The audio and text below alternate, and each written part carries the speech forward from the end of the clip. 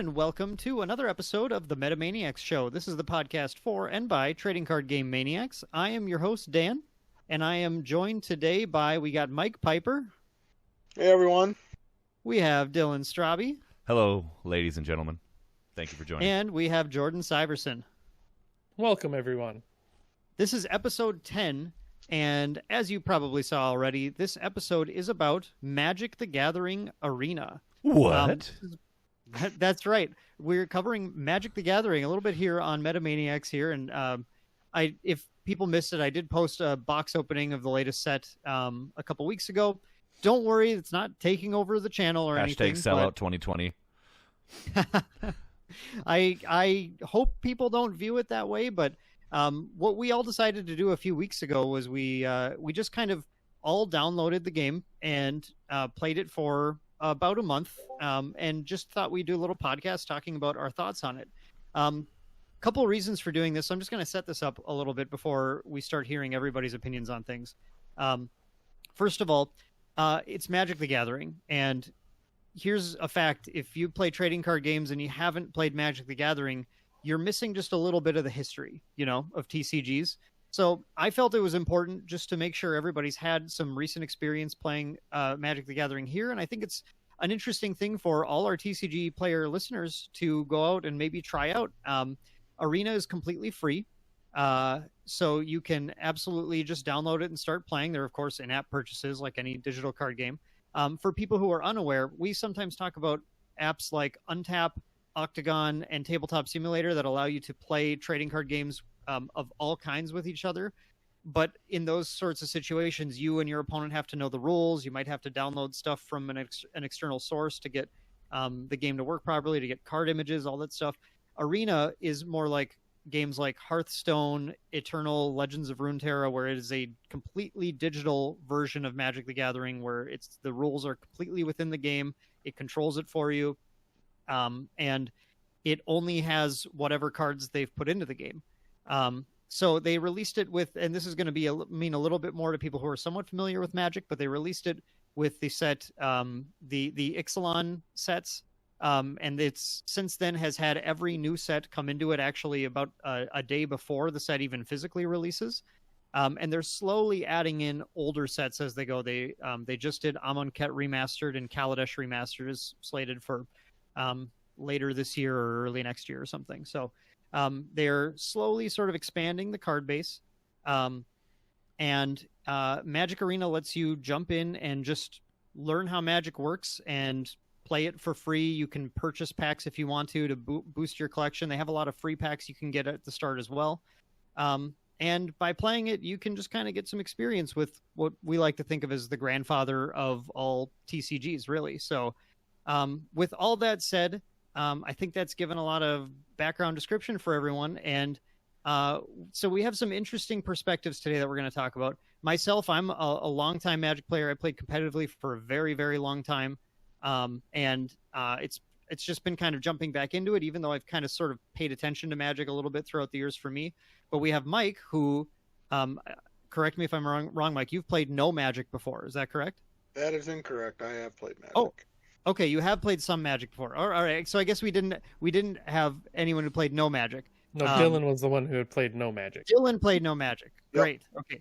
Mike played some Magic. Dylan played no Magic, but got into it here. And Jordan played Magic back in the day, but it had been a while, a little bit of a time for him. So, I guess I want to start with Dylan then, because Dylan had no experience playing Magic at all before jumping into Arena. Dylan, let's talk about what your experience was like with Arena. Well, I guess we should just start from the top, right? Go for it. I've never, as you said, I've never played any Magic the Gathering. But I've obviously played from people who have watched and listened to us before. I've played a lot of the Final Fantasy trading card game. I've heard from multiple sources that the FFTCG tends to be it kind of uses a lot of Magic's core bases as a constructive, base, I suppose, for the FFTCG. So going from Final Fantasy to Magic the Gathering, it wasn't difficult, but it was definitely a little bit of a change. And I think there are things that both of which do great. and both kind of lean into their identity, in that they do they have strengths and weaknesses that enable both card games to really diverge. So, with Magic the Gathering, I believe I had a mostly positive experience with it. I don't believe I'm done with it.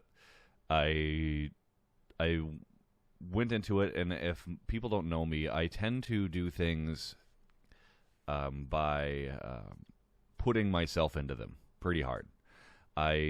Whenever I do something, I like to do it well, because I like to have a formulated opinion that is my own, and I like to approach things with an open mind that allows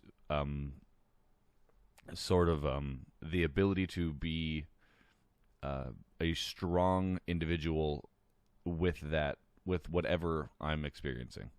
So with Magic, that would develop into a pseudo competitive mindset early on, and not competitive like, oh, degenerate, upset competitive, but like, I just want to be better. I don't want to beat people. I want to beat myself. I want to be as good of a player as I can be when I'm playing. Why put time into something if I'm not going to do well in it, right? Why try to do something if I'm not going to try to do it better than I could? So I played the first 5 trial decks, so if those of you who don't know, I'm sure we'll talk about this more later, but there are 5 tutorial decks. Each are a monocolor, that you have 5 games with each deck. So to be clear, if you wanted to start Magic the Gathering, it would say, okay, before you play people online, here's pick one of these 5 colors, and you could go, well, I'd like blue. Blue sounds fun. I've heard blue draws a lot. You go, okay, I'm going to play blue. And then it's going to put you in 5 consecutive matches that you can play at your own pace, of course, where you pick the deck that you played, and they pair you against other matchups, where you have to basically do what the deck is intended to do in order to succeed in the matchup. And I believe there's pretty much there's a win and a fail state. At some point in time, you can get through the match where you've obviously done the thing that it wants you to do, and you could just not attack, and the game will just continue to not progress. But so long as you follow the themes of the deck, you should be just fine. There are a few decks that I feel are a little more vague, which would be the controlling / hard punishing decks, like black, where I believe Jordan and I actually had an issue with the black tutorial, in that it felt a little obtuse what you needed to do, and it wasn't. I personally, coming from a lot of TCGs, didn't really feel like I felt like I had to do the one thing, and if I didn't do the one thing, it would fail me and start me over. So that was a little bit of a negative taste in my mouth from Magic. But I started with the red deck, which, as most people know, are mono red's a pretty simple idea to get behind, where you just play your lands, play your people, and throw yourself at your opponent. Dan, you looked like you had a question there for a second. Yeah, I just want to jump in really quick and talk about these kind of demo or tutorial matches that they have you go through, because I agree with you totally. So these are I think they're basically scripted matches that they have you do, yep. Where if you play them multiple times, you're going to draw the same cards, your opponent's going to draw the same cards, and it wants you to do something. I think there are a couple of those. I did note that, I mean, you can. It's not like it has an exact way it ends every time. You can do things a little differently and still win, but there's a thing you can do wrong in them. Yeah. And if you do that thing wrong, then there's a linchpin decision that decides whether you'll win or lose that. Yep. Exactly. And then they'll punish you and kill you. And they don't tell you that you're doing it wrong.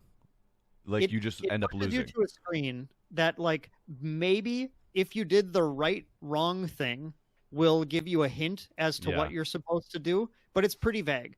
And so there was a couple that I didn't like, because having played Magic before, I was able to approach it. I I knew that a lot of games like this do that, where the scripted matches, they'll want you to do something to kind of show you a mechanic.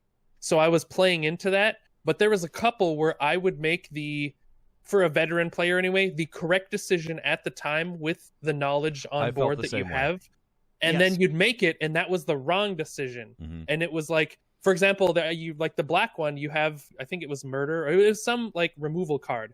And they play some big guy where, normally, given the board state, given what you have, given what they have, now is the time to play that removal, because they just dropped a 6/6, you have a 1/2, like, and that's it, and nothing in your hand is able to deal with this 6/6.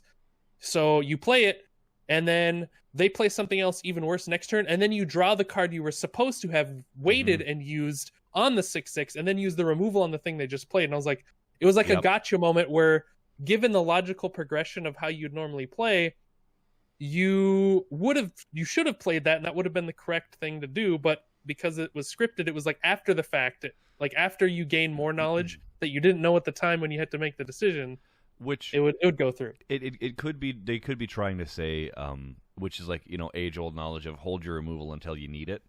But in a tutorial, like, they give you a kill spell, and then they give you someone to kill. So you're like, okay, I should probably kill this guy. So I felt that too. Sorry, Dan. Go ahead. No, that's fine. I was jumping in. I just want to kind of capstone that idea with, I think that these tutorials, I mean, I felt as someone who's, very veteran Magic player, just kind of like trying to watch from above and look at what they're trying to achieve here. They were somewhat successful in that I found it kind of interesting how each of the colors, each of those matches showcased a different thing that color is particularly adept at doing. Yeah. And it gave you, I think if you're just jumping in and you haven't seen it, it gives you an idea, even if you screw it up a few times and have to redo it until it figures out the like kind of vague, because I agree with Jordan. Sometimes I had one with the black deck where I made the call that I thought this is 100% the right call given what I know with and where these decision trees can go. And they just had the gotcha, like the one card in hand that like counters the thing. Like, okay, well, all right, I guess I didn't know that the deck was packing that, and that was what I was trying to play around. They countered a lot in that matchup. I don't think there was a lot of the tutorials where they counterspelled you, or like they specifically did the thing that outed what you did, but I felt it in the black one. The black tutorial I got really frustrated on. That said, though, each of those tutorials does a good job of, if you're just a new player, seeing, okay, so this is how a black deck can try and work around a blue deck once you like figure out the thing they're trying to get you to do.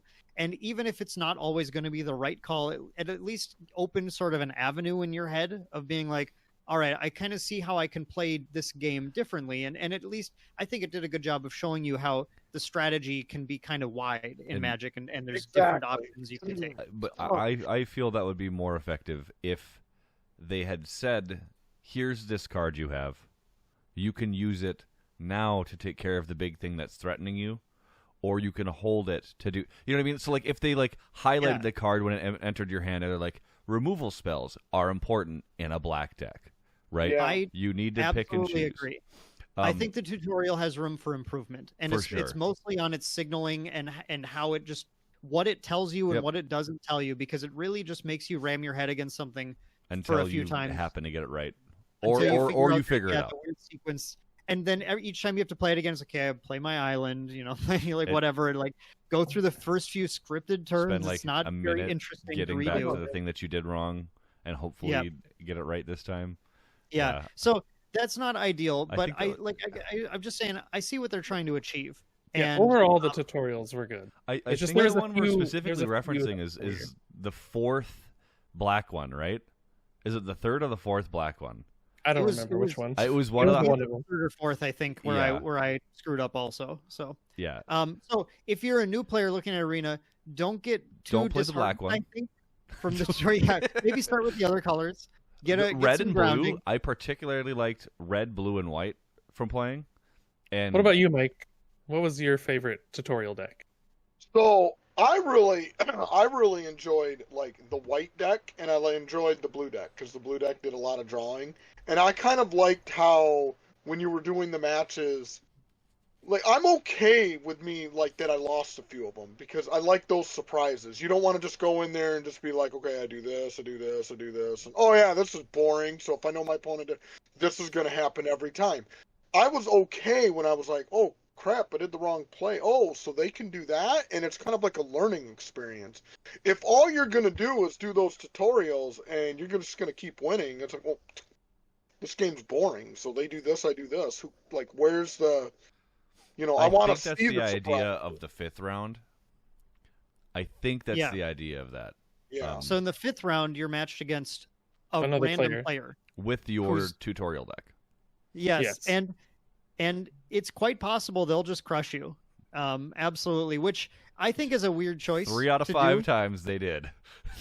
Yeah, I won all of them, but I think I just got other noobs and just was like, I don't know, like I know how to play this deck, so I figured out. I think I played against people with the multicolor lists, which those are just strictly better than the one tutorial ones that they give you, or at least I felt that they were. Like the white-blue multicolored list that they give you basically off the rip. Like I actually really liked that deck.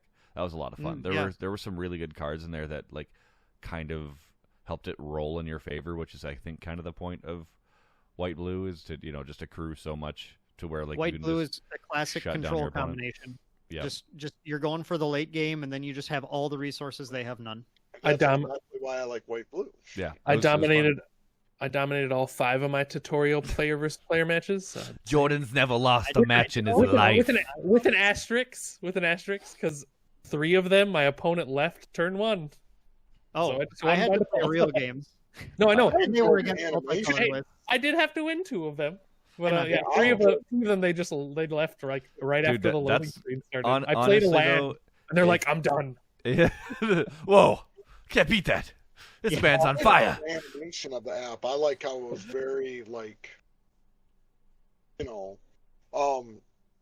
I don't know. When you want to get into that, Dan, like I really enjoyed the animation. Kind of put a story to the card game. I think let's talk about that right now. That's great because I think that's one of the strengths of Arena is that I think most of my experiences with Eternal, which is another digital card game, it's one I like quite a bit. It's I think one of the better.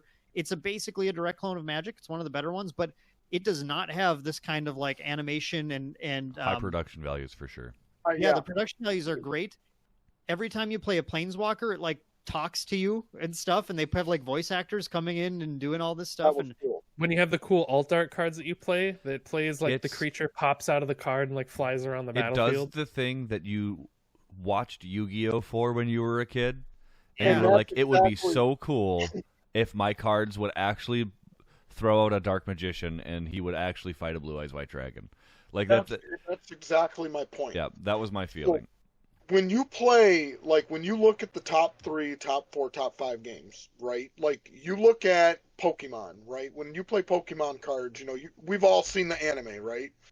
Blastoise, Charizard, right? We know what they do, and they come out, and it's all part of the, all part of the process. You look at Yu-Gi-Oh. Yu-Gi-Oh is the exact same thing.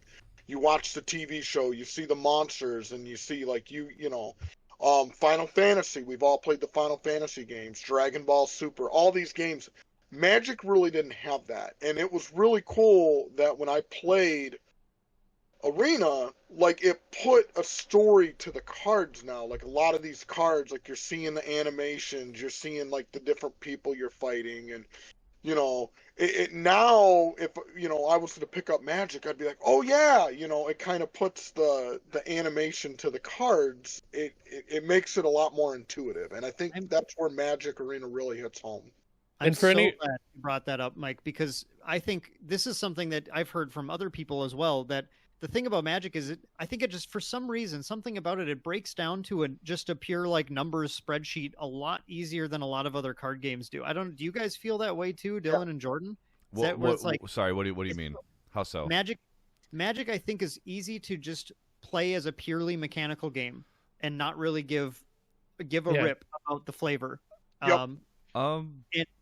Yeah, I suppose. Maybe. No. Yeah, no. I don't disagree with that statement. It's something. It's just I've heard it as a kind of a common complaint, but I think the addition of having those I was playing a lot of Brazen Borrower. It makes this fairy fly around the screen. Hated Have you guys that ever card. played it standard Oh my against God. Uro, Titan of Nature's Wrath? Hated the guy that card too.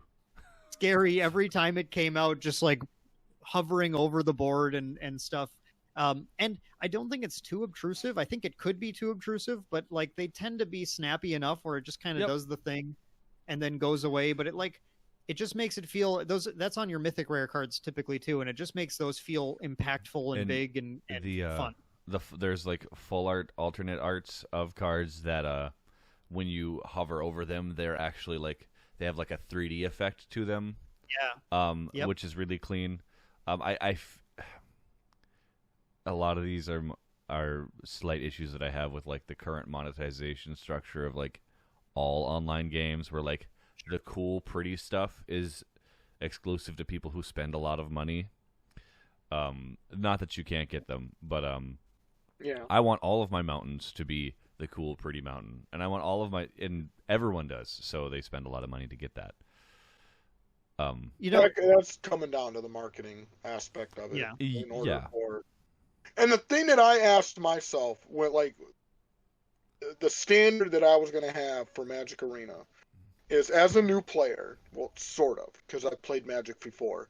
Like, my understanding is Magic Arena is like, okay, hey, you played our digital card game, that's awesome, get into our physical card game. And when I played it, like, I was asking myself, does this make me want to buy physical packs for Magic? Like, after doing the tutorial, after playing online, does this want me to buy some Magic packs? And I would, and I would.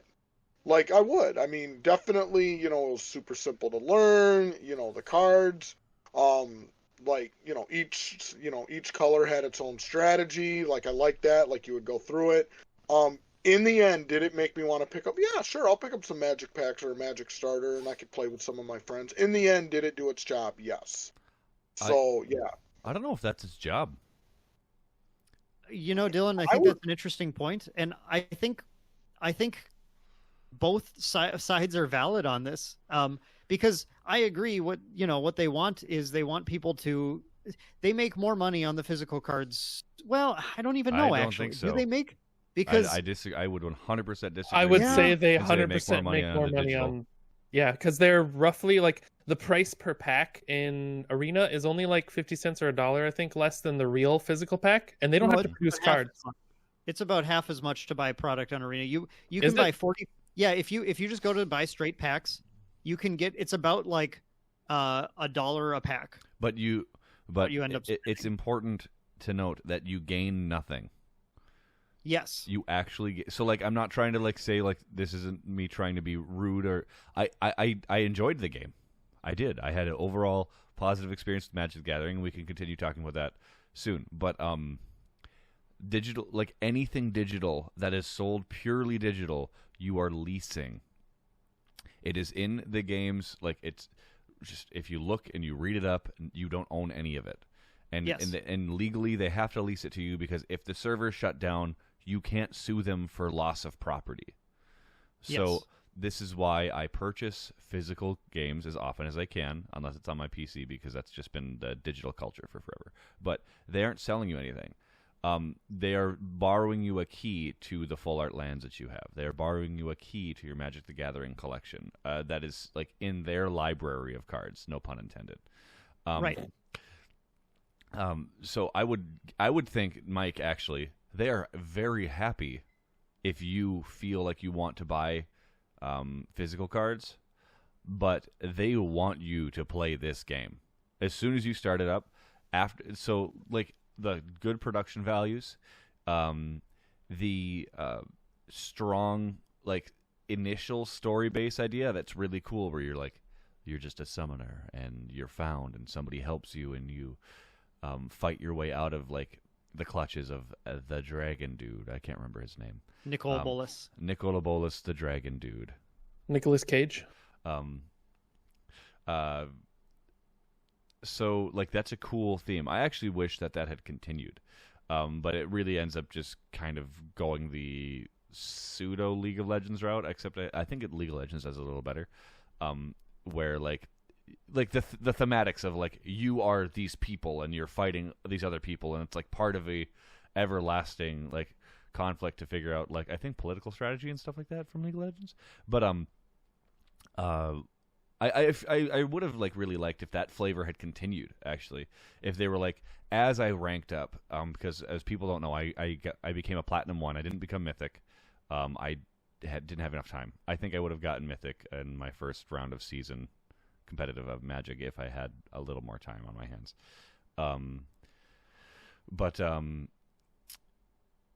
I would say it would have been cool if you would have been like, oh, you get a reward for like rising through the ranks of the tournament, or you know what I mean, like something like that. Like I remember one of my favorite plays. You do at the end of the season, you'll get like a bunch of rewards. You got your end of season rewards. Oh yeah, but I mean, like it would be cool if there was like some narrative, like great, you're doing you're rising through the Colosseum. Like that was my favorite part of the Elder Scrolls 4 Oblivion. One of my favorite standout parts of that game was like just the little Colosseum like quest where like you entered a ring, you fought your way through. Sorry, Dan, continue. You look like I want to jump back because there's two things I want to talk about. The first is I want to try and like capstone the piece about digital, physical, playing Arena and then buying physical cards. I have something on that as well. So okay, no, so let's do both of those then. So first of all, I think it's both, really. When you look at what Wizards is trying to do, and you can look at some of their efforts as how they're trying to sort of link Arena players to their local shops. They have things like F&M at Home. You can do every Friday. You can jump into a completely free event on Arena. It's very casual. You're just trying to score a couple of wins. They give you a different format to build a deck for each week. So in the last few weeks, they had like a singleton format. So it's a standard legal deck, which means just the most recent cards. And you had to build a singleton deck, so only one copy of anything that isn't a basic land. They had Artisan, which is only commons and uncommons in standard. And they do historic, they do normal standard, they do Zendikar, they'll do Zendikar block and stuff like that. So they, rotating format like that, but you go and you play in the event for free, you get a couple of wins, you get a couple of free rare cards, then you can get that information. You send a screenshot or something to your local shop. You can talk to your local shop. They'll be set up to do it in however they do it. Our shop uses a Discord server. We just, on our Discord server, we post an image and do a little command for the bot to find it. And then we get sent a code. And then the code from the shop lets you unlock some free random special card frame and sleeve back for your Arena account. So in that way, the shops also, I think, can do things where you can play at home on Arena, and they can give you physical promo packs as well that Wizards has accommodated. So they have some things linking those in. So they definitely want people to play Arena and then get into their shop and be like, hey, how can I interact with you in order to get more stuff in Arena, or how do I start buying physical cards? I'm sure both are options. That said, I agree. I don't know what the numbers are like. They make a lot on digital because you're right. They're leasing, not actually giving up product, and they cost nothing after they've done the initial development of the cards. So there's no physical product they have to manufacture. That said, they sell physical cards for quite a bit more, and the cost to manufacture cards is really small, like pennies compared to what they sell the packs for. So the margins are pretty high on what they can make there. So I don't really know what they make more on, and then you also have to look at what the size of the market is like for either share. But I do know for sure that they are set up where if physical card games have to just completely stop for whatever reason, the economy, whatever is going on, at some point they would go, we can no longer produce and sell physical cards. They can continue digital card gaming if they want to with Arena. They're set up. So they, it's very smart of them to get this platform out there. It's a much stronger platform than Magic Online was. And they're making money hand over fist however you want to put your money in, whether it's the digital cards or the physical ones, Which I think is the point. I think the point is not to get you to do one or the other. I think the point is to just get you to do either. And if you do both, great. Yeah, for sure. Jordan, what were you going to say? Kind of just bringing up the point that you just brought up. I was going to say I'm pretty sure their aim was to get you to do both, because there's a lot of crossover. Like Dan said, you get rewarded for doing both in both platforms. It may seem like something small, but like being able to get a pack at your store or something for playing in Arena gets you physical cards. At first you're like, oh, whatever, it's one pack, what's it gonna do? But knowing anyone who plays card games or is interested in stuff, you get a little bit of something and you're like, well, I already have this, I might as well get a couple more, and then a couple more, then you're buying set. Yep. Then you're buying everything. Or the flip-flop too, in store. In the store, you can get a bunch of promo codes for doing in-store stuff for more stuff Arena, like the pre-release, for example. If you bought a pre-release kit at your store, it comes with a code that essentially gives you the same amount of or a little less, I think it's 6 packs or something, for the game. So then even if you weren't playing the game before, you just played a physical card game, well, now you're like, well, now I got these 6 packs in the game, I might as well give it a shot. And then you play the digital game, now you're doing the digital stuff. They gotcha. Yeah, they try to link it in small ways where at first glance you don't realize what it is until you are, 3 months later, and now you're like, well, now I have this collection in both games that I originally didn't intend to, and it just kind of creeped up on. And understanding that's why I offered to purchase a pre-release thing, and I said that I would take the code and just give the cards away. Because like I knew that exact mentality exists. Is it like, unless you make a hard sell on yourself and you're like, nope, I grab it, I don't play this game, give it, you know what I mean? Like, I'm just like, I know somebody who would appreciate it, I could give it to Dan, or I could give it to Mitch, or one of my friends who does play every single, a lot. I probably wouldn't give it to Dan because Dan doesn't play enough. But well, like, you're like me, we've got too much other stuff going on to like. He bought 4 boxes of the fancy stuff though, because he's a sellout. He got it from Wizards of the Coast, and they're paying for this review. Wizards of the Coast is paying for it. They aren't actually paying for the review. Hang on. Anyone interested? They're not. We are not sponsored in any way. We would appreciate it though. If anybody would like to reach out and shill for me, I'm willing to be a corporate shill. I'm not expensive, like a hot dog. Oh my god! The very last thing I want to mention on the topic of Wizards making money with this is to keep in mind, before we all get our super cynical hats on, that the purpose of a business is to make money. And I think it's pretty easy for people to take a discussion like that and wrap it into that whole aura of negativity. And I'm not saying that companies do things correctly or it's impossible to sell things wrong to people, because there's certainly a lot of predatory business practices that we're not big fans of from every company out there. But let's just keep in mind that the purpose of a business is to make money, and the reason that they try and link these things together so you can buy both is, they want your money, but also they want your money because they're a business, and that's how they keep making cards and keep making the game, and it's just part of the process. This is a great transition. Oh, I was gonna say this is a great transition to one of the big points I wanted to make for Arena, and actually, like I said, and also just kind of shine light. I'm not saying that they did that in a bad light. I think it's actually the way they're going about doing the cross pollination. I think is fantastic. Yeah, I agree. They're giving free product on top of the product that you're purchasing, and they're more generous than I just actually added expected. value. When we started this, I was expecting it to be a little, I don't want to say predatory. I was expecting it to be a little more run-of-the-mill, like you weren't going to give me a lot. It was going to hit a wall. And I'm not sure about anyone else here, but I was expecting a gotcha experience.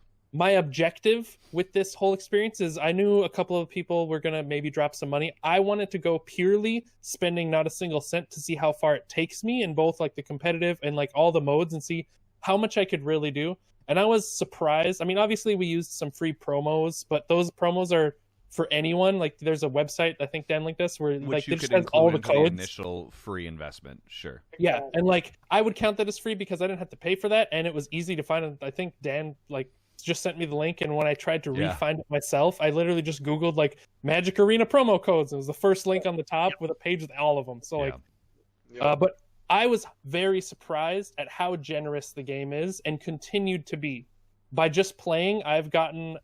there was a couple times where I didn't try to make like every deck out there, but I had no problem making decks to play both in standard. The dual decks you get are respectable. I think I got all the way up to like Gold 3, playing just the pre-made dual color decks. Like, I didn't build my own deck.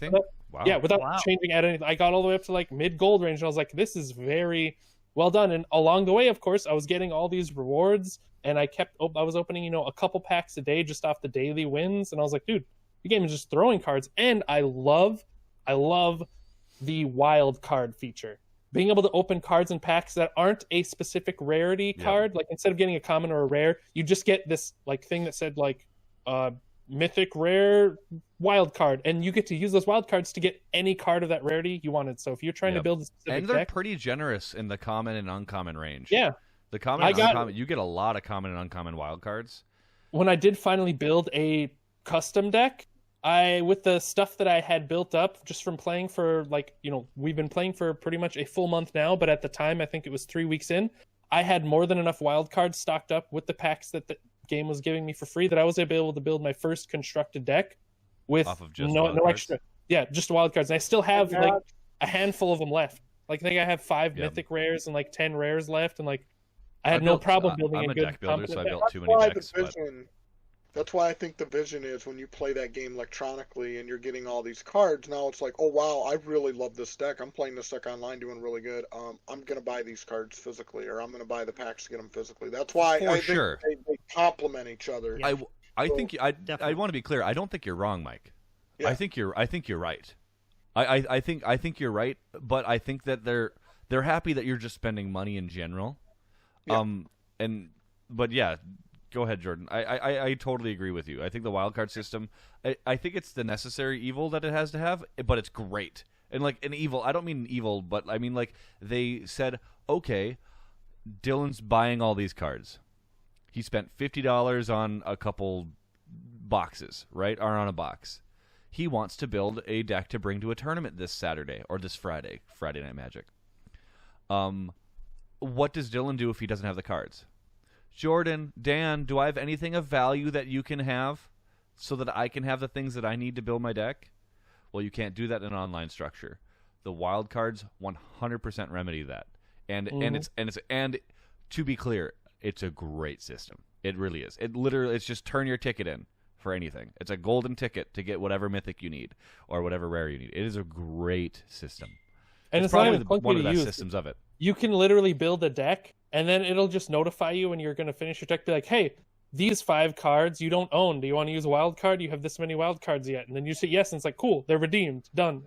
It's a painless system to use them as well. Okay, I want to jump into something really quick, just because Mike has to leave very shortly. So Mike, we need to hear from you after the tutorial. What was your experience like playing? How, what formats did you play? What decks did you play with? How did you enjoy it? Please talk about food tokens for 6 minutes straight. Don't do that.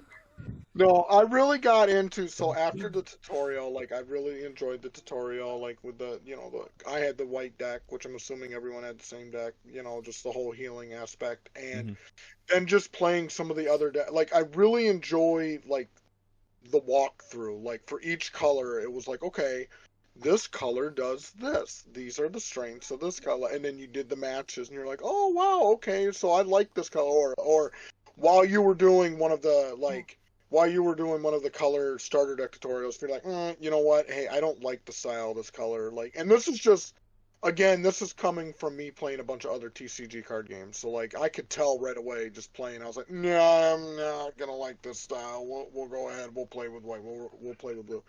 I really, really enjoyed that. It's really like again. I look at that, the Magic Arena, it's kind of like, it's the hook. It's trying to get the hook, get you into, oh, hey, you like playing this game? Here's some cards. Oh, great. Here, you can now check out, you can get some physical cards or get some more promo codes, and they interlink with each other.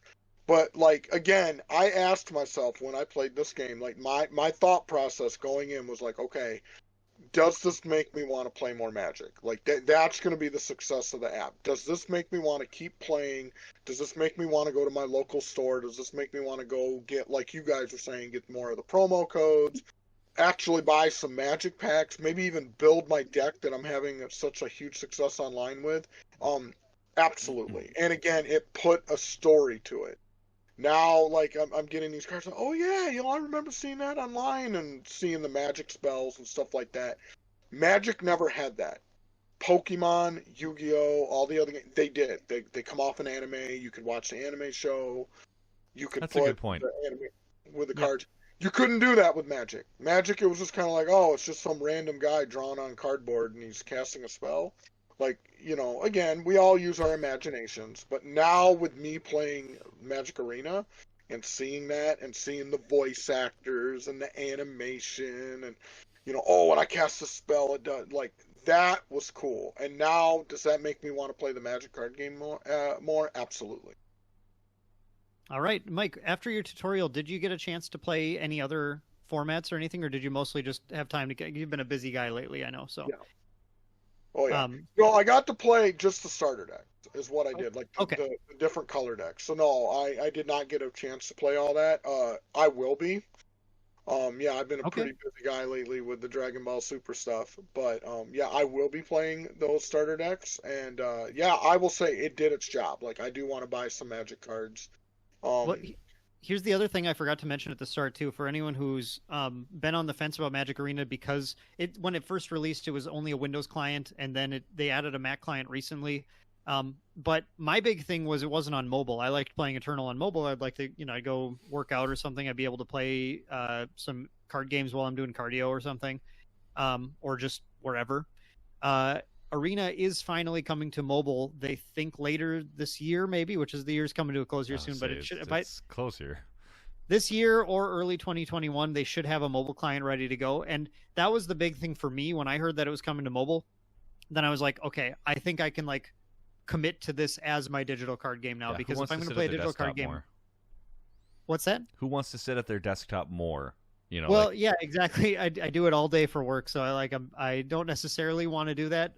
And it's so nice to be able to just play a few games of a card game, just in between doing other stuff, or while you're like I said, doing cardio or whatever. So exactly what I did. Like when I was working, I worked from home, and that's exactly what I did. I was like, oh, I'm 15-minute break. All right, let's do some matches. And yeah, I think that's like, I really want to see, like, I love the digital, like playing online, the digital card game thing.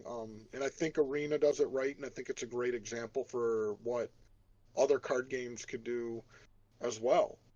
To get people to bridge that gap between digital and physical, and don't make it where it's like, oh, it's digital now, everyone's just going to play digital. Like, have it where they interact with one another, so then that way we can have the digital and physical client. I bet the lead person who said we need to make Magic the Gathering Arena got one hell of a bonus over these last 8 months. Probably. For sure. Okay, well, Mike, I really appreciate you taking the time to join us on the podcast today. I know you got to jump off here because, well, let's be honest, football calls to you. So Detroit Lions. Football and food. Go. The two football mistresses. and food. Mike's two loves. Last week it was the tournament. This week, football and food. So we'll see how they do. We're gonna go ahead and we're gonna take a quick moment here to just cut Mike out here and replace him with our lovely picture, and then we'll be right back. Goodbye, Mike. All right. So. The next thing I think we need to talk about, I think we've covered some really interesting stuff so far, but now that I just have you two here, we can talk behind Thank Mike's God. back a little bit. No, I'm kidding. We're not going to do that, but I want to hear about Magic the Gathering, the game itself, from you guys, because I know there's going to be some interesting opinions, and the three of us can go back and forth a little bit about that. Jordan, I want you to start because you're going to make the sparks fly.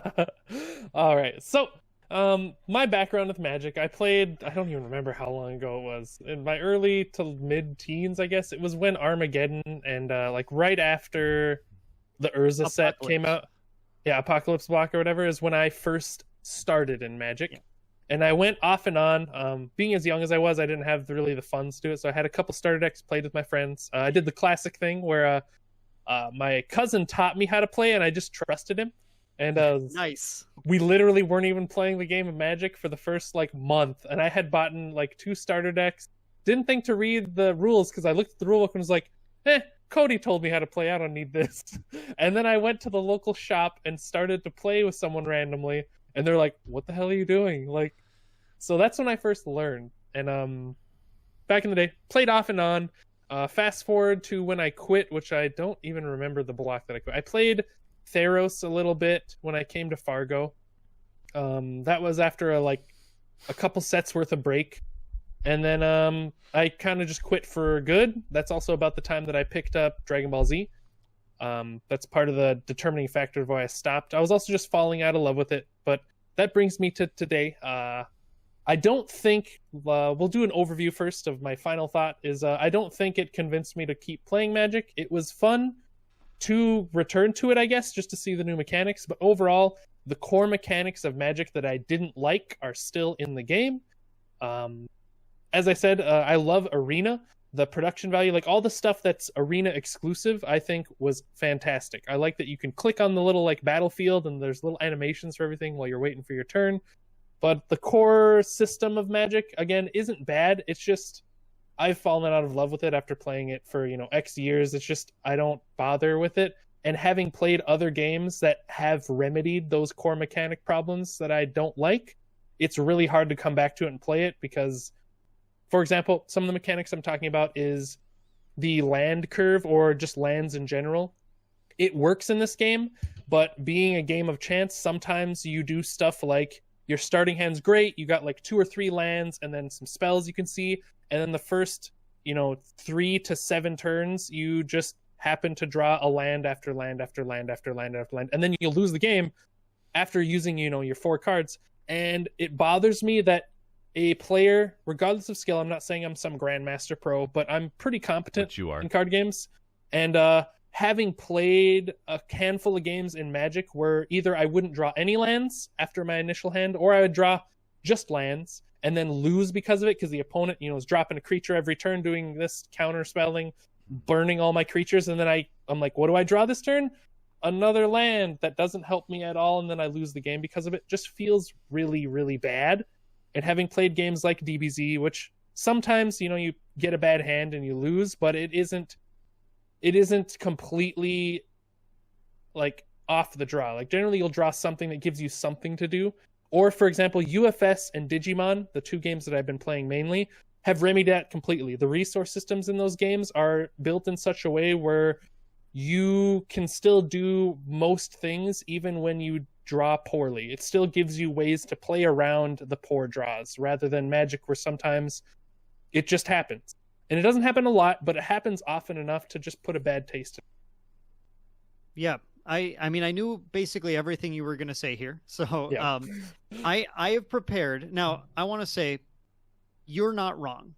I'm starting out with that, okay, Jordan? Before I go into this, you're not wrong. It's an opinion thing, for sure. And your opinion's correct. And I'm never going to say that your feelings on lands are incorrect. But what I do want to do is just issue sort of what is, I think, the defense for Magic's land system. In defense of itself and not attacking what you're saying. It's old. Well, no, that's actually has nothing to do with what I'm going to say here. It's a 30-year-old card game. It is an old system, but despite all that, I don't think that you can objectively say other systems are better. Okay, so before you jump to assuming what my position is, let me go ahead. The system of lands, as you're saying, they're cards that don't do anything. You need to get the right amount of them, right, in order for your deck to really go off. What this introduces to the game is, on the one hand, yes, you have fewer options. With whatever your hand is, you can only play as much stuff as you've drawn lands for. You can only play as many lands as you've drawn. That does one thing that's very important in the competitive game, which is introduce a necessary variance in the situations that arise throughout the game. Your deck does not always do everything it needs to do. Turn 1, I play this. Turn 2, I play this. Turn 3, I play this. And actually, my favorite example of this is Dragon Ball Super, which I'm sad that Mike had to jump off for this already. But when you're talking about Dragon Ball Super, in which all your cards can be turned into lands effectively, otherwise it has the similar resource system. When you build a Dragon Ball Super deck, what you're really doing is thinking, okay, my turn 1, I play this. My turn 2, I play this. And my turn 3, I'm going to play... I might have to play this if I haven't drawn this yet, but I really want to play this. Your variance in what sort of different scenarios can arise is so much smaller than in a game like Magic, to the point where you can almost script what your deck's going to do, especially when a game has a strong mulligan system, which Dragon Ball Super does also. It's one of the reasons I didn't like Dragon Ball Super. And yeah, and I see. I think I use it as an example of, and it's not an example of a game Jordan likes. Just to be clear, he's got and again, Jordan, you're not wrong. Those games have great systems that I really like also.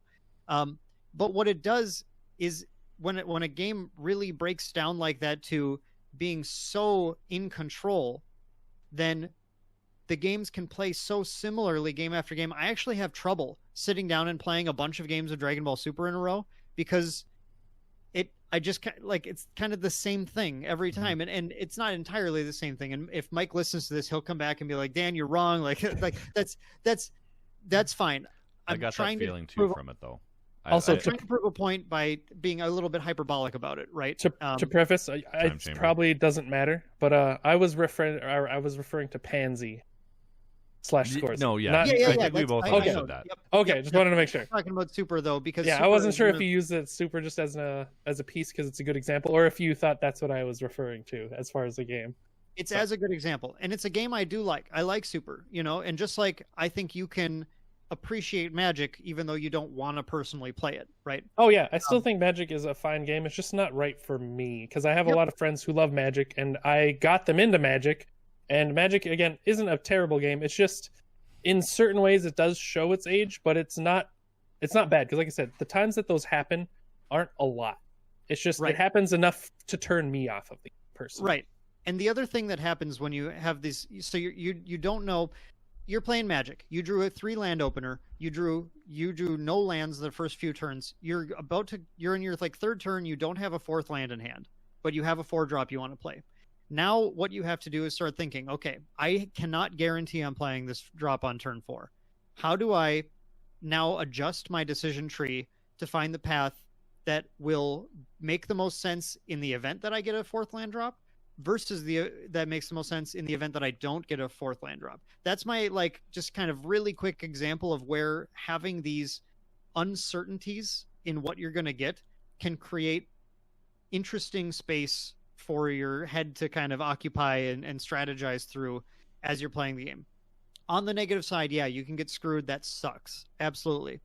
On the plus side, if you're a new player coming into the game, and this is, I think, the strongest part of this argument, not only are your decisions easier to make in Magic to get into the game and start to just learn how to play decently, because if we talked about this in previous podcasts, if you jump into universes or UFS and you're trying to make decisions right away, it is really hard. There's just too much stuff going on, and part of that is because every card can be played in 3 ways, so you have just so much to try and figure out. When Magic, it's okay, play your planes, then do you have anything to cast it, just put it out. That's nice and easy.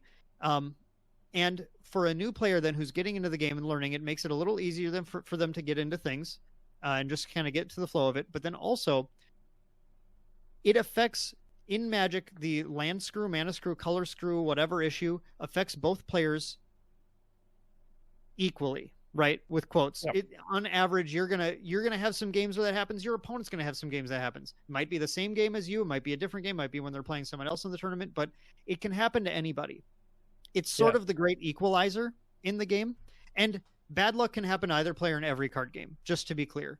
But for sure, like you're saying, in Magic, when it happens to you, it can set you back a pretty decent amount, which is a tension that's introduced into the game that even a new player against a veteran player can feel and then get excited about as they go, hang on, they were going to crush me, but they didn't even draw a 4th land here. Now I have a chance to kind of play the game and get into it. And having that assurance that a player has an out, even if their deck is not giving them stuff, if their opponent's deck stops giving their opponent the things they need, suddenly they're still in the game. And I think that is a key bit of Magic's kind of hook as you get into it. If you get through the games where you get screwed yourself, but you start to play the games where you go, wow, I didn't think I could win this game, but I played thinking that I wasn't going to get this land drop, and that worked out for me. And then I played the land that I did draw finally, and my opponent got a little screwed, and then I got a little bit of edge on them. That's really fun and exciting. So there are cases where it can work positively. Totally agree with what you're saying too, Jordan, but I think the system is old for a reason because it still does work. It still does things that it's supposed to. And it's just going to come down to your personal take on it, I think. Yeah. For my personal opinion too, When those scenarios happen, I do know that is invigorating for some players, and it was in the beginning for me. But having played it for so long, that's part of the reason I stopped. Is I also, just like how I don't like getting dicked on by the luck of the game, I don't like winning because the opponent started not getting what they needed. Like, Sure. it's for me personally. Again, this is not a knock if people like that. It's just me personally. When I play the game and I like win, I want to know I won because I either outsmarted or I just outplayed the opponent, not because the opponent was crushing me and then their deck just started giving them land after land after land after land. And that's why I was able to come back and win, because it didn't feel like, I don't feel like I battled for that win. I felt like they won because they randomly tripped over a rock and stabbed themselves with their own knife, kind of deal. Like, it was like, oh, I won, Sure. but yeah, I don't know. That's just a personal feeling for me. That's one of the reasons I like games like UFS, because there are rare occasions where like someone just draws garbage, but 9 times out of 10, when you clench a win in that game, it's because you either outsmarted the opponent or the opponent misplayed due to you like pressuring them, or like you just had the plays and just were able to get past their defense. Yeah, and of course, again, I'll preface it again. It's all personal taste. Like, I just like that feeling of like, think of it like Goku. I like the feeling of winning when both people are like swinging as hard as they like. I like winning when they're at their best, not because of happenstance. And I just see it as part of the game that both players accept going into it. And I still think a more skilled player plays around all scenarios, not just the one where their deck curves out perfectly or whatever. So, Dylan, what are your thoughts? I think you can spin anything positively, Dan.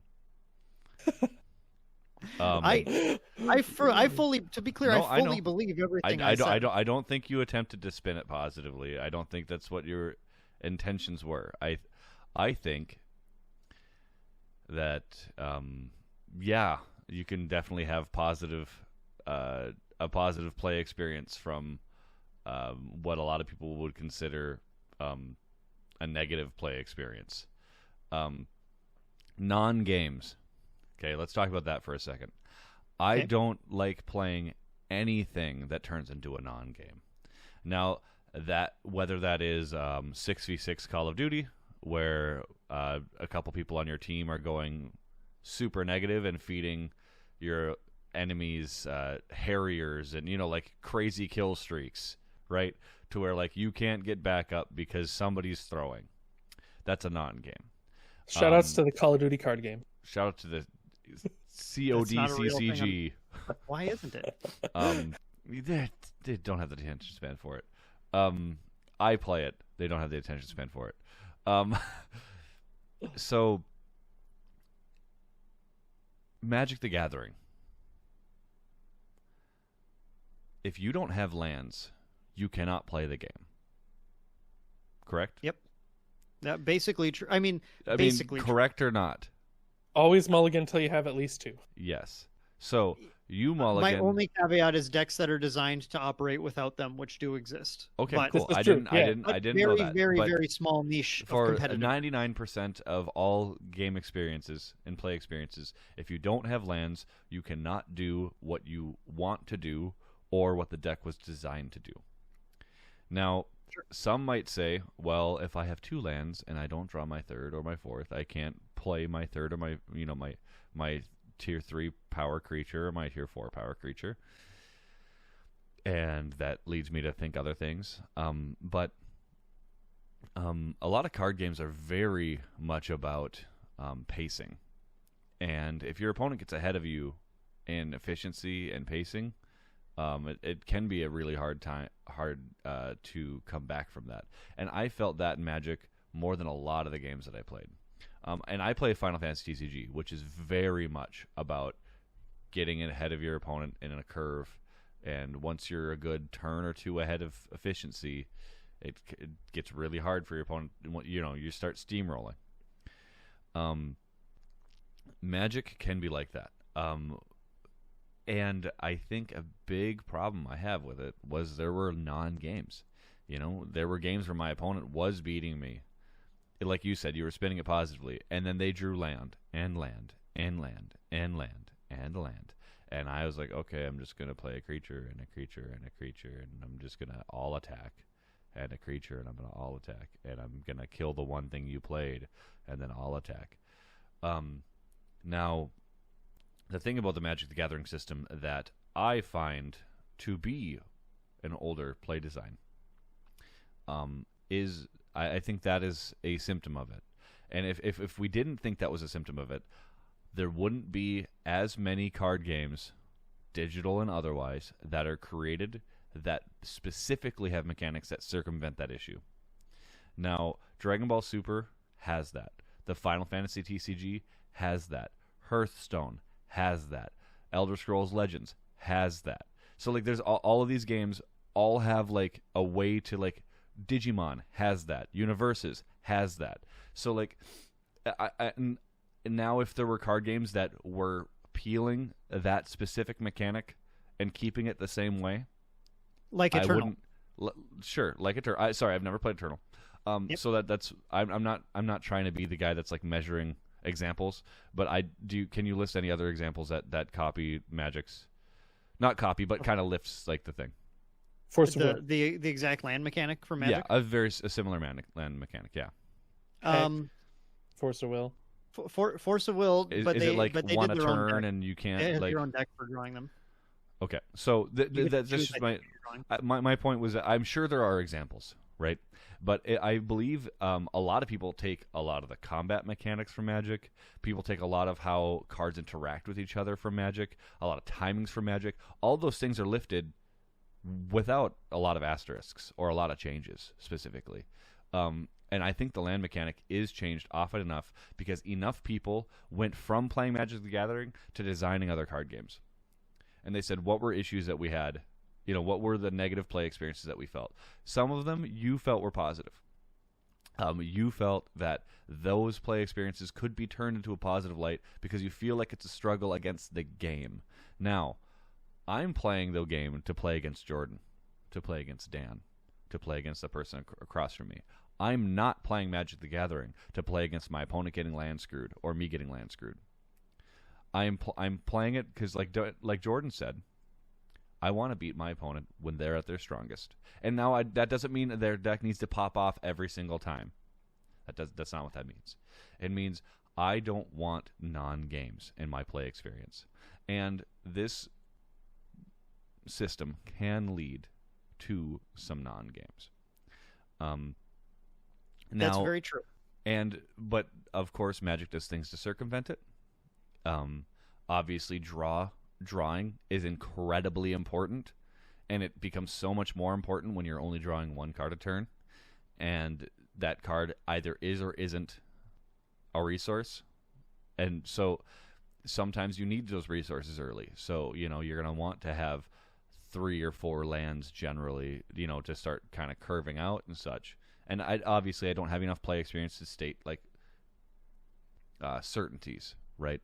In all game states, I don't know, but I felt like I really needed to get like to 4 lands. And now that's like Final Fantasy, where you know a lot of decks need to get to 3 backups. Like you know you're going to curve out a lot better if you're on 3 backups. Some decks want 5, some decks want 4, some decks don't care. Generally 2, 3, 4 are like you need to hit that in order for your deck to really operate efficiently. And I'm sure there's like some sort of idea with that in Magic as well, with depending on the decks that you're building. But now, you know, let's say you don't get to that 4th backup. Well, if your deck is kind of built around like, okay, I have a really high percent, you know, like if you do the math and the statistics, and we have a great video up there hosted by Mike Piper who talks about the statistics of card games on our YouTube channel, hashtag MetaManiacs YouTube. Shameless plugging of somebody else's content that I'm adjacent to. It's a good video, but if you have an odds of getting that to make the deck work, and you don't get that, well, maybe that's a problem with your deck building. Maybe that's a problem with your play experience. All I know is that game becomes a non-game. You know, a lot of the times, if your deck can't do the thing that you want it to do, and now that's not. I'm not trying to be specific. Like it doesn't do the perfect thing it wants to do every time.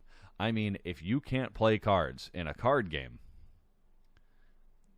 doesn't feel like much of a card game. Dylan, I think the only thing I really take issue with what you're saying, because I can't disagree.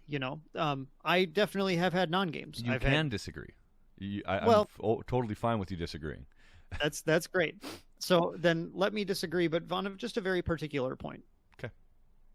You're really looking at the extremes of when it's a non-game. Yeah. Like you did not draw the lands. I think the extremes are not very common. Yeah, relatively speaking. Sure. And I'm totally cool if you're like, okay, I just don't like that can happen at all. Period. Fine. Your opinion. That's great. I think, in my opinion, so just my take on it is that what you gain from having not the non-games, but the games where you and your opponent are each kind of in turn.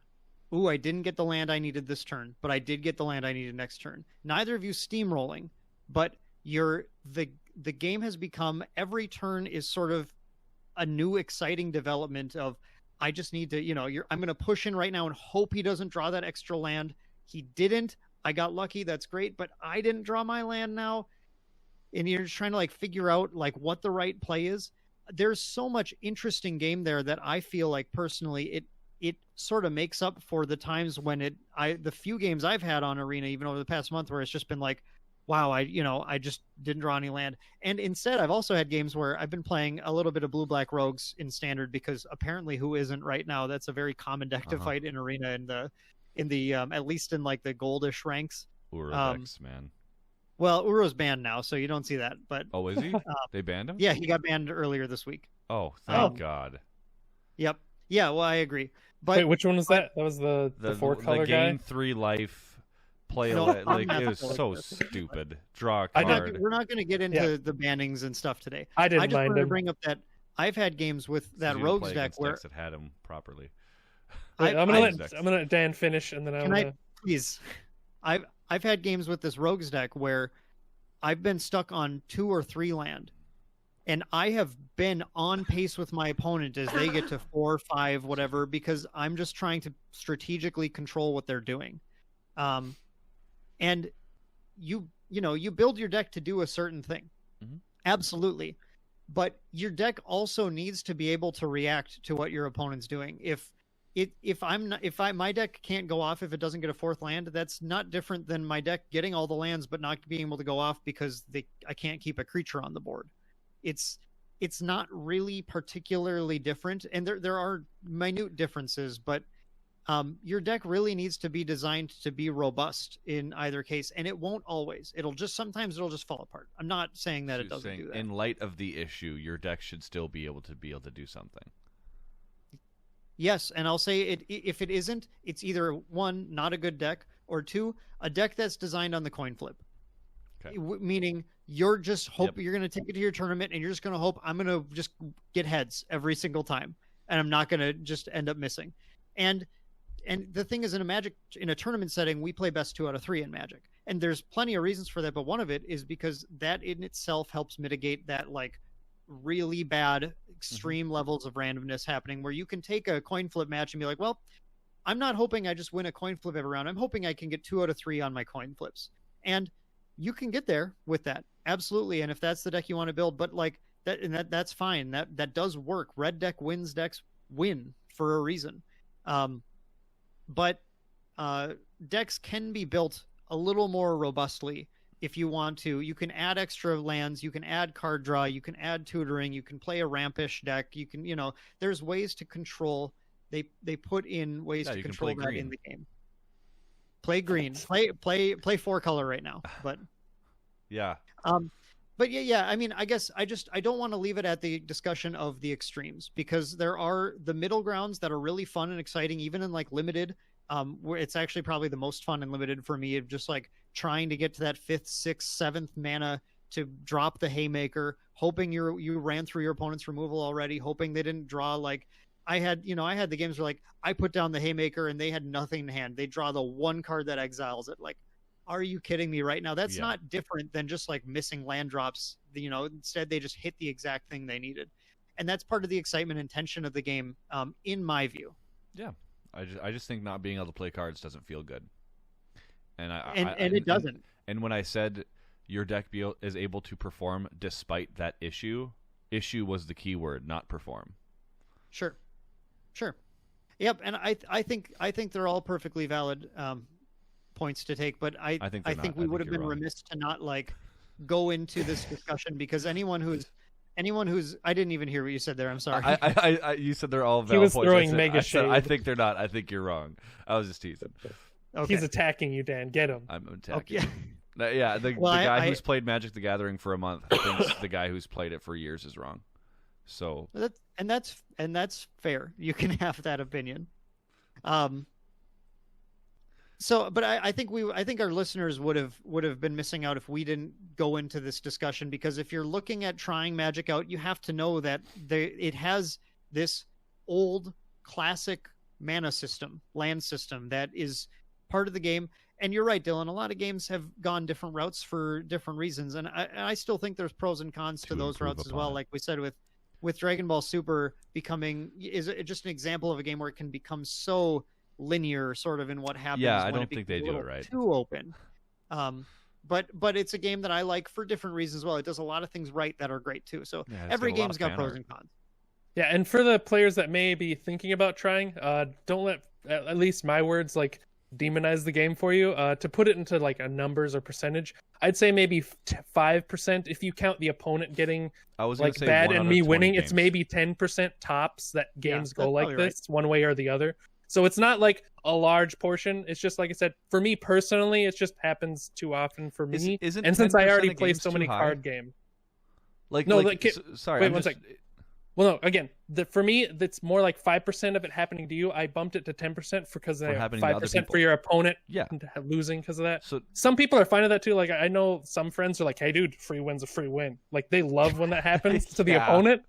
But like it's still a small percentage of games. When you can play a game in like 5 to 10-ish minutes, like it's not that big a deal of 10%. Even if it was 10% of them being bad, like you could still enjoy the game 90% of the time. So it's not a huge deal. It's not a huge amount. That's basically what I'm saying. So like, don't let that stop you if you're on the fence from playing. It's not going to happen a lot. Or let it stop you and play games that have done things to go against it. The Final Fantasy TCG, you draw 2 cards a game. You draw 2 cards a turn. So you have twice the chance of hitting a land every turn. You have 50 card decks. So every time you don't draw a land, you're getting closer to it. If you don't draw a land, you can discard to produce the resources, double that of one land each turn, in order to play something that you wouldn't otherwise be able to play. If you're on turn 4 and you don't draw your 4th land, it doesn't matter. You can play the card. Like I'm not saying that Final Fantasy TCG is a better system in every single way, or this or that or whatever. I'm just saying it mitigates those 10% of games that are non-games. I don't like non-games. I don't think games are designed so that 10% of them there aren't. It's okay. People are fine. It's fine. It's so. I don't think that. And I'm just saying this. Like I don't think that you have to take our word for it, or take Dan's word for it, or take Jordan's word for it. If that doesn't sound like it appeals to you, the game's free. Right? The most you can lose is your time. So if you download Magic the Gathering Arena and you don't like it, well, that's fine. I will be here to tell you, play Final Fantasy TCG. You're not going to have an issue with the lands getting screwed. Play Universes. You're going to have a huge issue with like things being crazy combo-y, but it's fun. Like the reason that we're here and we don't talk about Magic every day is because we're not a Magic podcast. We're a TCG podcast. And I'm here to try to convince you to A, follow us on Patreon. It's $2. B, but the true actual reason that I'm here to talk to you is because I like trading card games. And I think that if you think that you might enjoy the competitiveness, you might enjoy outwitting your opponent, you might enjoy collecting, you might enjoy having something to do every Friday or Saturday, you might enjoy getting yourself in with a community of people that care about you and care about the things that you care about. Those are all great reasons to join a game. Maybe a reason that you don't join a game could be because 10% or 5% or whatever percent of games aren't going to be exactly what you want. Maybe. And if so, maybe you should prioritize a different card game. Because there's a lot of you could play Dragon Ball Super, where you don't have to worry about that. So what I'm trying to say is that there are reasons to and to not do things. It is not just your time. It is not just your money. It could be for your play styles and what you care about. And if you really don't like the idea of getting mana screwed, which I've talked to a lot of people that don't play Magic the Gathering or that have and stopped, and that is a thing that pops up a lot. And now it's inflated. I agree with Dan. I believe that it's an inflated issue. But to say that it isn't an issue for some people would be disingenuous. And I'm here to tell you Absolutely. my 100% opinion and how I feel about things. And I never got that feeling from playing the Final Fantasy TCG. I didn't get that feeling from the couple weeks of Dragon Ball Super that I played. I didn't get that feeling when I played Universes. And I didn't get that feeling watching my roommate play Elder Scrolls Legend. And I didn't see that when they played Hearthstone. And I know nothing about those games. Gwent even. I didn't see that in Gwent, the Witcher 3 card game. Now I forgot that was a card game. It's a card game. And so I'm not saying that is something that you need to be like vigilant for and get your goggles on and make sure that like you don't join a card game that can have like a possible resource issue. I'm just saying that if I felt it, you might too. And that's okay to feel that. And it is okay to feel that. And the point is that there are other games that are for you. There are so many TCGs out there, and there are plenty to try. There are ones that are way worse than Magic. They're all dead. Just to be clear, yeah, there are really bad TCGs out there too. If you want to give Magic Arena a try, go for it. Give it a go. It was great. I loved it. I enjoyed most of it. 90%. No, I really did enjoy a really good portion of it, and I don't regret a minute I played. After everything you said there, I mean, that really felt like the time to kind of exit the podcast because that was such a great end message, which I completely agree with. But I do want to just follow up with everyone a little bit. What are all of our three of our plans with Arena going forward? I'm going to start with Jordan because I think he's already talked about it. Yep. So I played it. I enjoyed the month that I had with it. It wasn't bad. Like I said, I loved the production value of it. It was a joy to play. Even little stuff like the way the cards like tilt up and like hit your opponent. I mean, I know that doesn't in Hearthstone, but like little details like that really make it feel more exciting. The little animations are fantastic. The deck building, which I'm sad we didn't necessarily get to. The deck building isn't perfect, but it is a great deck building system. It has a lot of really nice filters. Having been out of the loop for Magic for a while, I was easily able to see and find the combo cards I wanted to for my deck, which was the Snapdrax deck, which I love. That's another. I wanted to make a comment about how I didn't mind the decks that ran the guy you guys hated because he has 4 or less life, which means Snapdrax kills him every turn. Oh, Omnath? Yeah. That's Snapdrax. For those who don't know, Snapdrax is a mutate guy with double strike, and whenever you mutate him or anything that once you stack him under there, he does 4 damage to something on the field, and then you get to heal 4. So like they'd play him, and I'd be like, "Cool, Snapdrax, he's dead, and I heal 4." And then you swing in with your double striker. Yeah, and then I swing in with that double striker, which normally by the time I mutated onto him, they also have to sacrifice a creature. It's on like a 6/6 with flying. And like, yeah, the mutate's super fun. It's a fun mechanic. So, you're right. We didn't really talk about formats at all. What were you playing? Were you playing Brawl or Standard with that? I played pretty much all of the above. I played Brawl with it, and then I made a Standard Constructed. I didn't get to play a lot with it in Constructed because I made it like last Sunday, I think, and I didn't have a lot of time this week. But I played Brawl for a handful of times, and that was fun. It's like mini Commander with just standard cards, and it was dope. That's when I played the majority of the Snapdrax, and people would always come in with the Omnath as theirs, and I was like, "Oh, you're gonna have a bad time." Then they'd be like, "It's okay. I have all this land. I'll pay 9 to play him again." And I'm like, "Cool, he's dead. You want to pay 12 to play him again?" Nice. But yeah, it was fun. So Jordan, do you think you're going to keep playing Arena like here and there, or are you pretty much done? I think I'm pretty much done. I might pop on here and there, but I don't see myself playing it a lot. I've already started falling off just because there's a lot of stuff personally that are going on and I don't have time for it, but also there's just other stuff that is more enticing to play for my time. But I didn't have a terrible time, joining the Magic parade again, having been out of it for like a couple years. But yeah, I had fun. I did not regret playing it, but I probably won't play it very much after this. Okay, cool. Dylan, how about you? I don't think that. Right. Start with what formats you were playing, and just get into that experience a little bit, and then go into your thoughts. Standard ranked. That's pretty much all I played. I played best of ones because my goal was to get to Mythic. I got to Platinum 1, which is, for a first playing of ranked that felt good. I didn't get it because again I didn't feel that I had the time. I had a big issue with I'm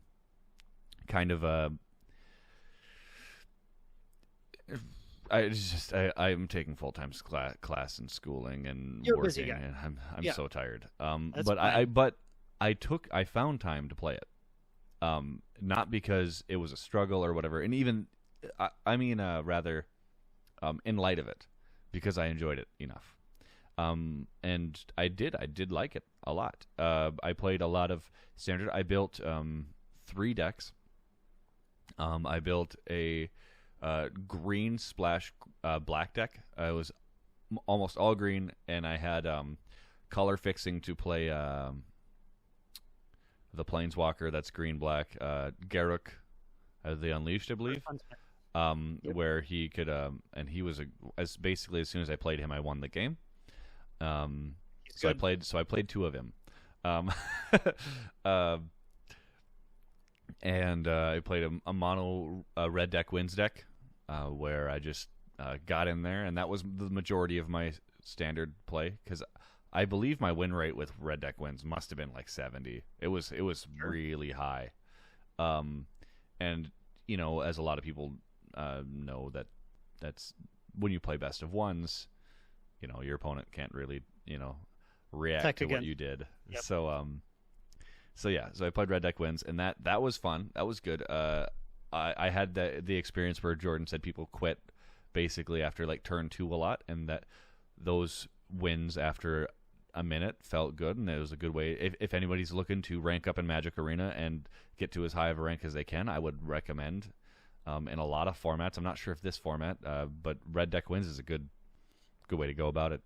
If you win, if you lose, basically off of like 4 turns. So and a lot of times if your opponent is educated in the game too, they will recognize it and just concede, because they're not willing to spend another 5 minutes just to lose. So I believe I'll keep playing it. The majority of my play actually was either on my laptop or via Steam Link. I played it on my iPad, and that's why we brought up that I felt it worked. The game worked so well on the iPad, because it's literally all of the mechanics are just mouse. It's all mouse and mechanics. There's nothing else. So it's literally something you could do with your fingertip. Everything is something you can do with your fingertip. So I was really surprised, and I believe that was intentional. I believe they did it so that they could eventually put it into a mobile market. Nobody develops an online game that has gacha mechanics like Magic. Just not that it's a gacha game, but it has gacha mechanics, where it's all free to play, and it's based on you spending more money, and they don't want it to be in your pocket. They do. So and I don't think that those mechanics were designed so that they wouldn't be. I think they were designed so that they could. And I'm just surprised that it's taken them this long to actually get it. Like, because I legitimately believe they could launch it on the Apple Store right now for tablets. Like, it's 100% works. It's a great system. And if they did, it'll be on my iPad. I don't know if I will keep up on it every single week, and I'll probably leave it for months and maybe come back to it and play like some simplified format or like drafting and sealed. I think it would be a great way for me to kind of shake the rust off and go in and play some constructed and some sealed that without having to put pants on, and without threatening my life.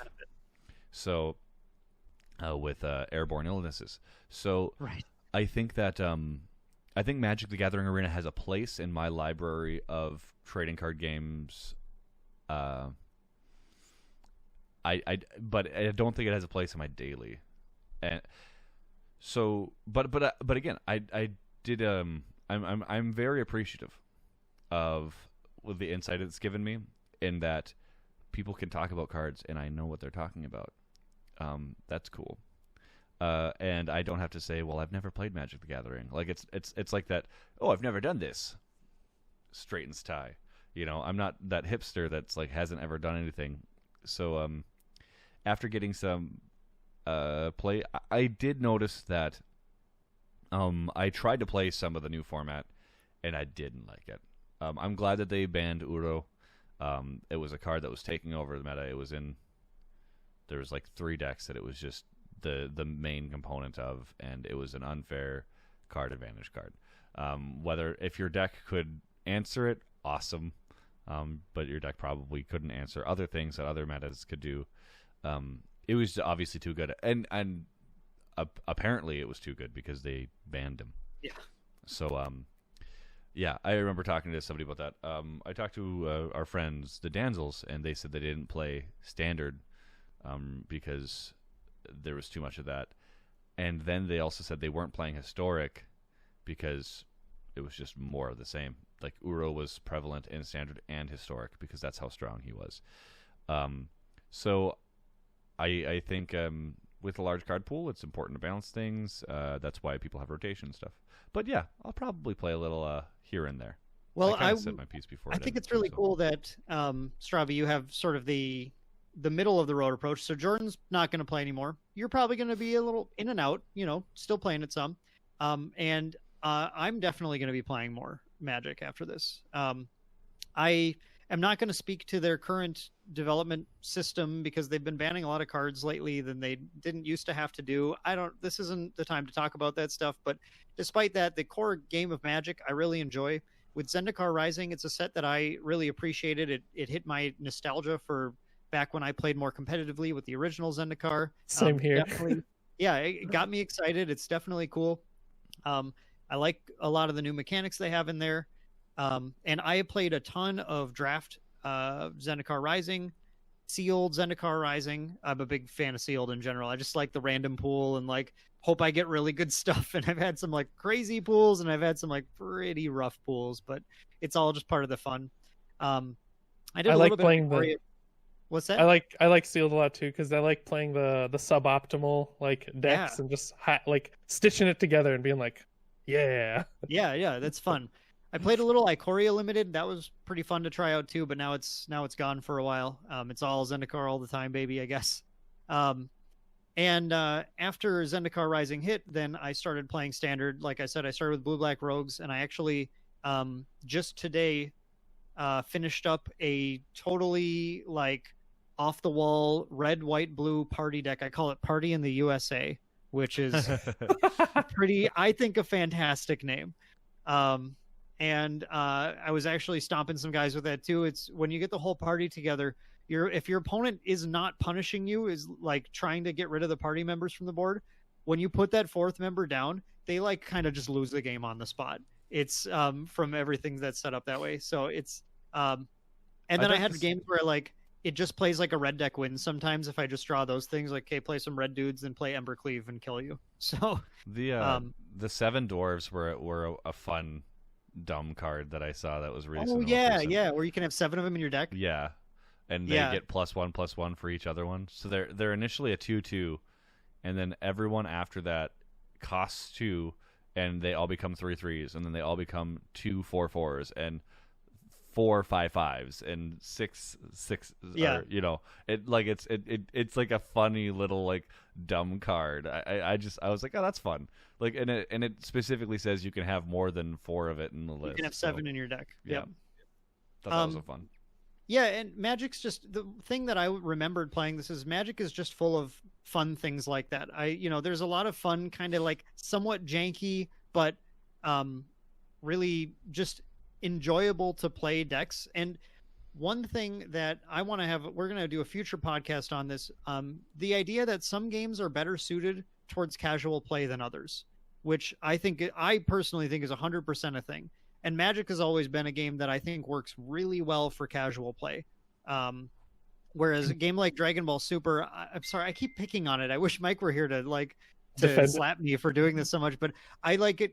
I think Super is a good competitive game, but I don't like playing it casually so much. And part of that is the reason I was talking about earlier, is it just plays out the same kind of every time. It's just which isn't as exciting for me when I want to play casually. I kind of want randomness. I want it to be different every time and exciting. And that's why in Magic you have formats like Brawl and Commander that are inherently more casual, and those work better that way because there's more variance in how the game plays out. And multiplayer makes it a lot more casual too, because it's hard to be competitive when someone else is going to stab you in the back. Exactly. So for me, especially with the mobile client coming out, I am on the Arena train. I'm going to be playing more Arena, and actually I'm looking at doing slipping a little bit of Arena content into our MetaManiacs content going forward, as I see fit. It's probably not going to happen until next month. But once that starts, I'll put up, maybe I'll put up a deck profile for Party in the USA after I've gotten some good iteration done on it to try and make it as good as I can. So I don't know if it'll stem to me playing physical necessarily, but Arena itself fills a niche that I've used other card games for in the past, but it does it with sort of the premier card game of its type. How much money have you put into Arena, Dan? I have put about 100 in. I think I put 50 in. Maybe like 70. Is that counting the pre-release kits? That does not count the pre-release kits. Yeah, I wouldn't count the pre-release kits.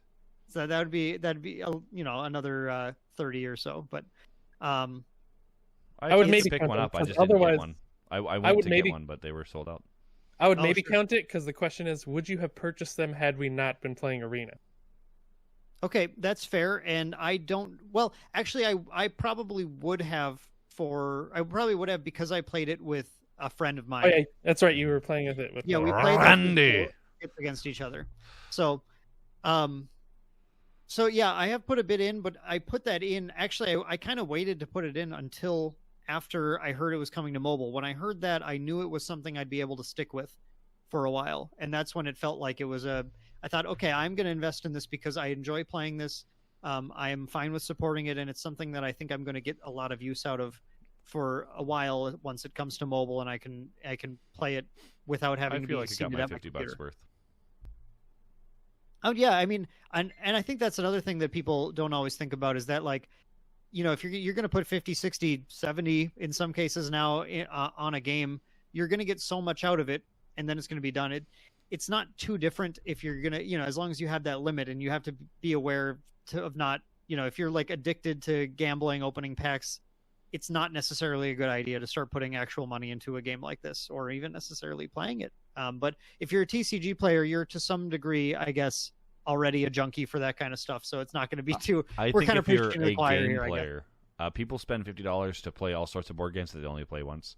People spend $50 to play a video game that they play for 10 to 15 hours.